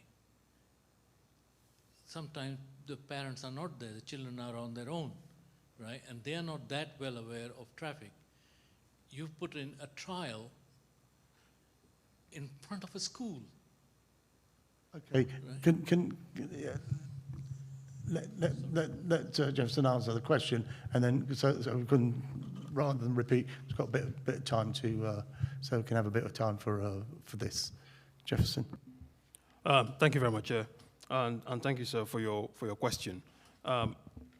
Just moving away from the specific, and I'll come back to the specific location, the broad principle around a trial of this nature, and they are commissioned via experimental traffic management orders, is for us to test out a scheme, see if it works, and including looking at the location and the stability of the location to make sure that we have the right place. So we don't have the right answers from the start. It's a learning experiment, as all experiments are. It's for us to learn and find out if there are things that we need to do at the end of the trial. So coming back to the specific location you were talking about, one of the guiding principles around where we site these bike bays is prominence. There's no point having a bike bay in an area that's obscure where no one is going to see it, and therefore people are unlikely to take part in the trial. So we have to make sure that we have to balance safety as well as prominence. At this particular location, if it's too close to the junction, then that's something we can look into. But with all these locations across the borough, and there are about 300 of them, have been very, very carefully reviewed, very carefully scrutinized. In some areas, there are one or two areas where residents have raised concerns with us. We've had to relocate some of those bays. But by and large, we've looked at them for suitability, for safety, and I think we've tried to find the right balance, whilst also ensuring that they are prominent enough for people to actually see them and use them. Yeah, sorry, I agree. In terms of time, can I ask that whenever whatever concerns you have, and anybody has, please do write to traffic@hounslow.gov.uk with any pictures, with your comments and your concerns. Each one will be read, each one will be responded to, And if I've as councillors, Councillor Siddiqui, myself, Councillor Unza Chowdhury, have received correspondence, and we're forwarding on every piece of correspondence that we receive, so that the team, the traffic team, are aware. So if you could do the same, by all means, copy in your ward councillors, so that that's on the record. Your concerns are on the record. I don't think anything's going to be changed. It's good that you're here tonight, and what will be changed here tonight is that you're aware of a process and everybody else is. Is that okay? I mean, it's not going to be, you're not going to have them taken out tonight or tomorrow by you being here, but by writing to us, then they will. Do you want to pick up on the, I think there's other people here about the Chatsworth counts as well. Is that okay? Is that okay, Mr. Khan? It's just a question of time, really. Otherwise, we could be here all night. I just to reassure, Chair, if I may reassure Mr. Khan, you've raised those locations. We're going to look into them. I can't make any promises around relocation, as the Chair said, but we'll look at them again to see if there's an alternative location that we can find. But if we review it and we still think that it is in the right place, I'm afraid we'll have to wait till the end of the trial. But please feel free to submit your comments and observations as part of the consultation. Thanks. And Mr. Khan, Councillor Karen Smith will have a chat with you as well, if that's okay. Thanks. Do you want to talk about the Chatsworth, I mean, we've got open forum here. Is everybody else, any got questions other than what Mr. Khan's raised about the Chatsworth School Street? Sorry. Oh, sorry, Bill. Okay, cheers. And anybody, lady up there, the mic on. Just very briefly, your comments on Chatsworth. It wasn't about Chatsworth. It was about okay. Yeah. Okay. All right. Yeah. Go on.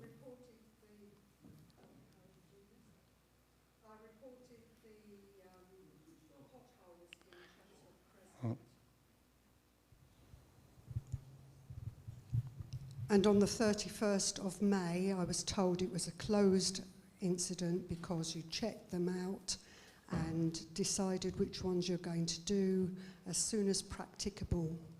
According to your website, that's 4 weeks later. They're still not done now. When are they going to be done? Do you want to pick that one up?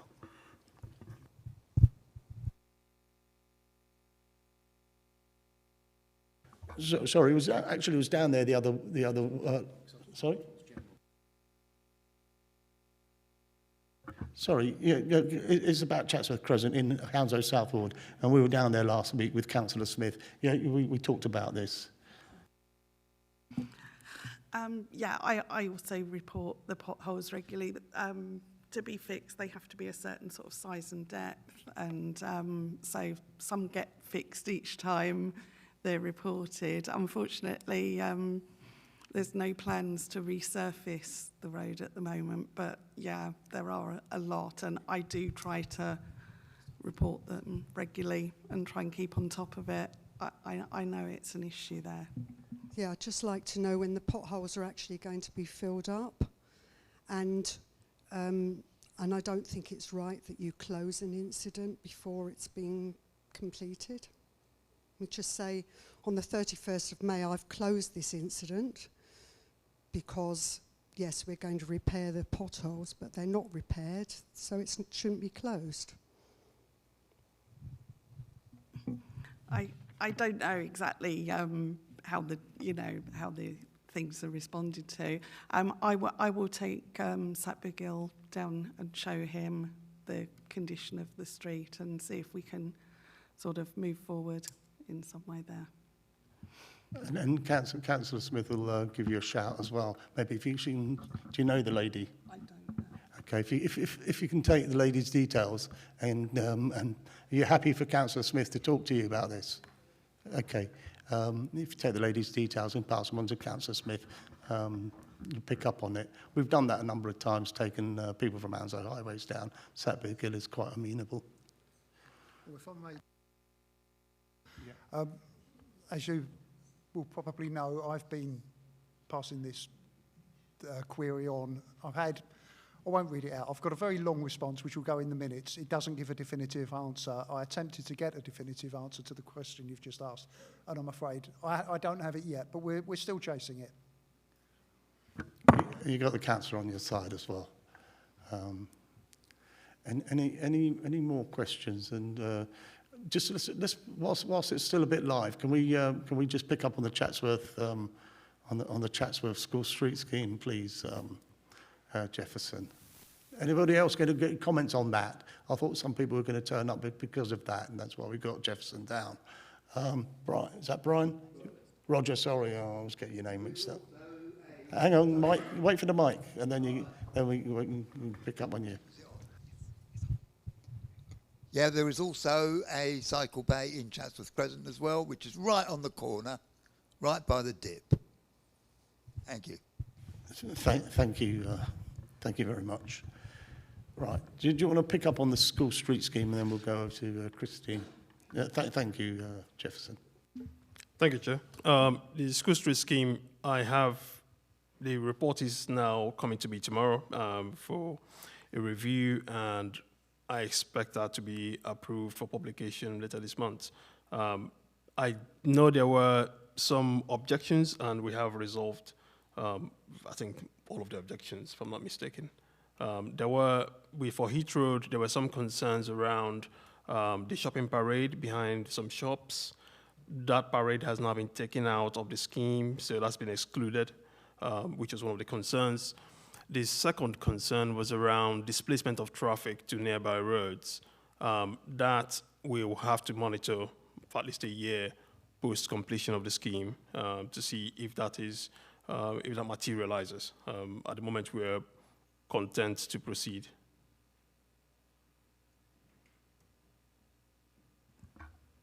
Okay. Do you want to share that? Would you have a word with the ward councillors prior to publication, or if it is published, talk to them when it is published, but preferably, from my experience as a ward councillor, is if you could maybe talk to them prior to publication. Another month won't make any difference, I would say, if that's okay. Yes, of course, yes. Is that all right, Councillor Smith? Councillor Raza? Yeah? I think Councillor Bruce had some comments on it too. No, much appreciated. Any other questions in open forum time? Christine? Again, sorry, I nearly forgot about you, even though you're right in front of me.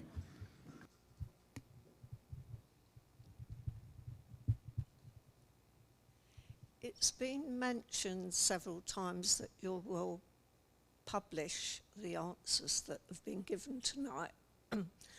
But as the minutes of the meeting never come out till 5 days before the next meeting, and the next meeting's the end of September, that is far too late. It needs to be, people who have asked questions tonight should have them written down at least within the next 10 days.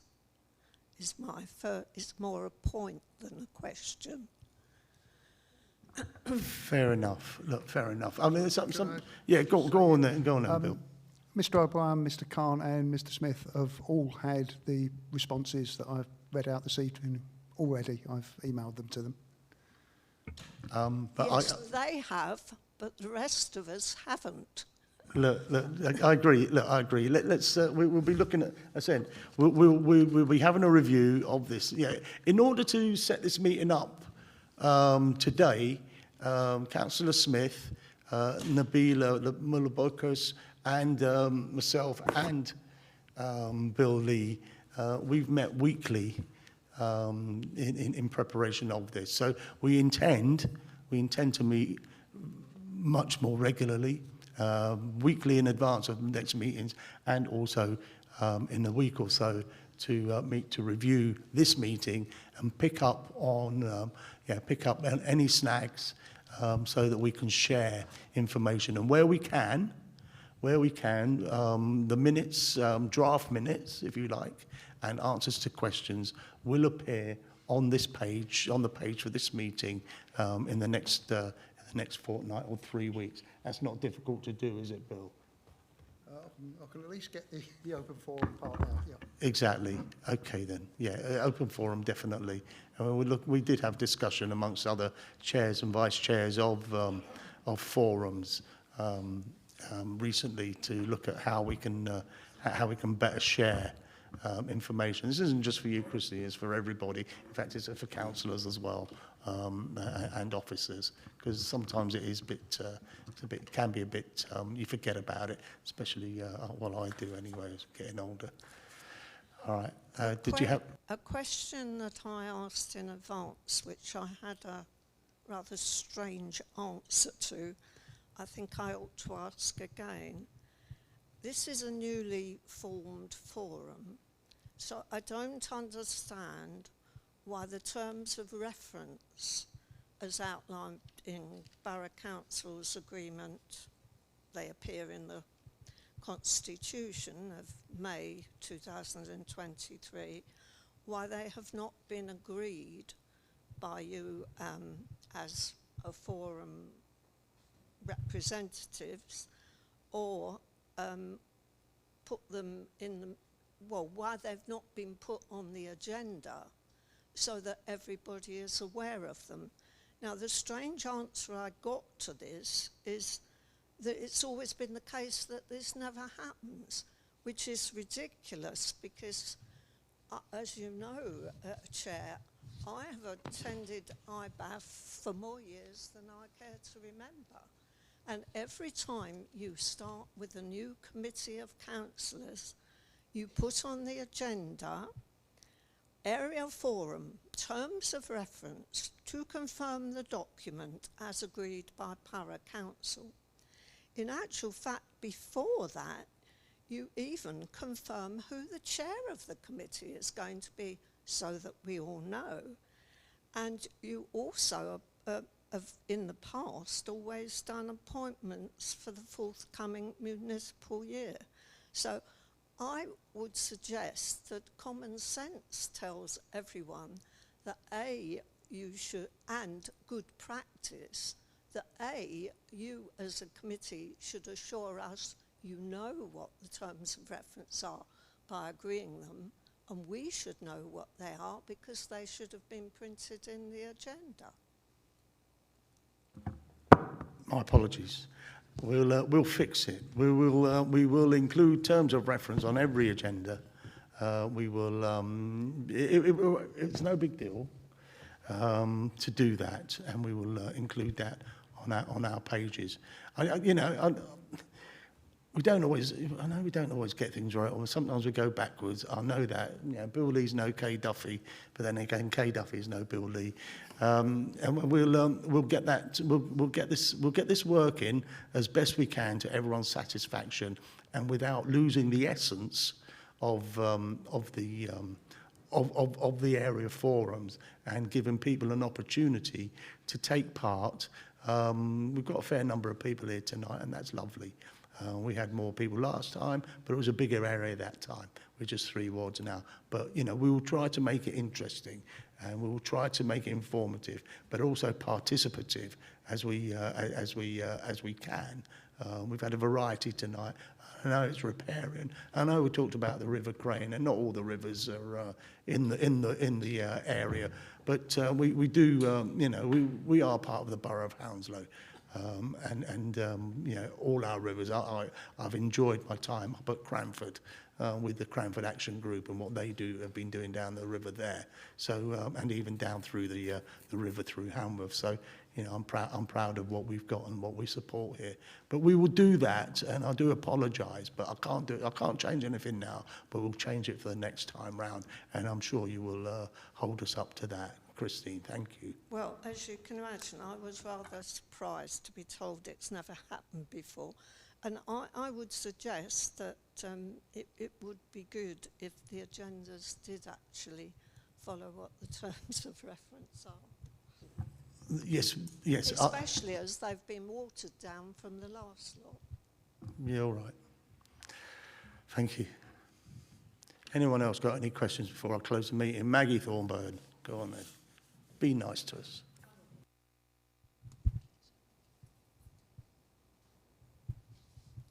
Hi, I may have missed it, but is there a replacement for the Have Your Say area on the website so we can see all the consultations that are open? I don't know. I haven't looked for a while, to be honest. Is there anybody here from communications? Or who's that there? Chair, I'm not from communications, but I do know that the council's very close to introducing a new consultation platform, and I know there will be some communication coming out about that. But I know it's been procured, it's been tested at the moment in the back office, and it's going to be launched in the next few weeks. Is that Elliot? Thank you, Elliot. Mr. Cooper, then Christine again. Hang on, no, use the mic, otherwise you won't be picked up on the video. And, you know, we want to make new stars. Very quickly. In future, put the forum's questions from the public much earlier in the programme. That's what most of us are here for. And then afterwards, the council can tell us what it wants us to know about. I think that will go down well with most of us. Thank you. Sorry, hang on, hold the mic.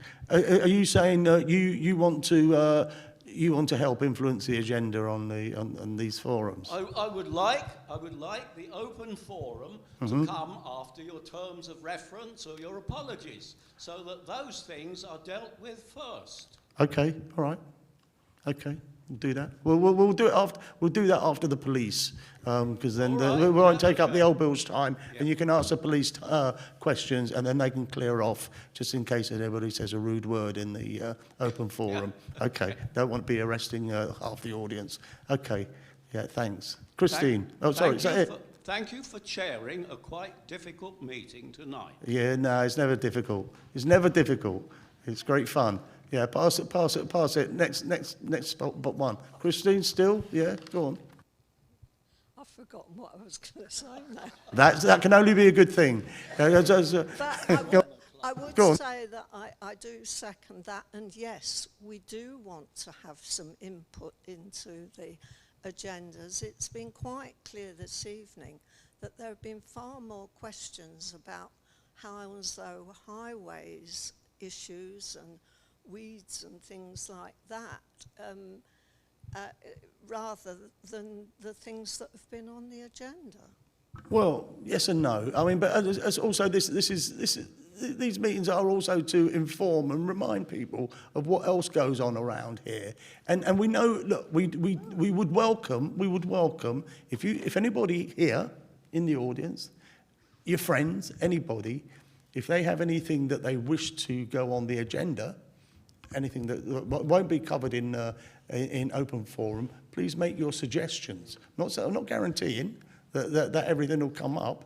Yeah, okay, maybe those feedback forms could go out on the seats so that people can fill them in during the meeting rather than right at the end. But we have got feedback forms here, so please complete those.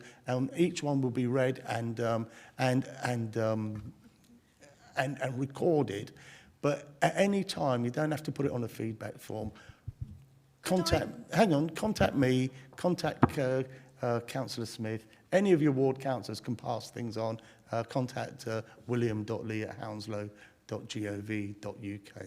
Did I hear a shout from above? Could I just say that there's nothing in your terms of reference that says that the forum is for you to inform us. It's much more. You're to monitor things. You're to coordinate things. You're to develop links. You're to consult. It doesn't say you're there to inform.